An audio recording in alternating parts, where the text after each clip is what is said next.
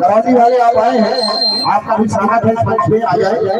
और साथ ही एक चीज है, गाना सुनाने से पहले मैं आप बता देता हूँ कि मजा उतना ही लेना कि आपके मजा लेने से पीछे वाले को परेशानी नहीं होना चाहिए।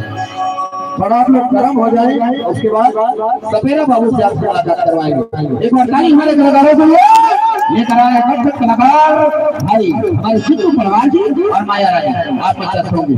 आइए और साथ में मैं पूनम भरावी जी का मंच पे आमंत्रित करूंगा।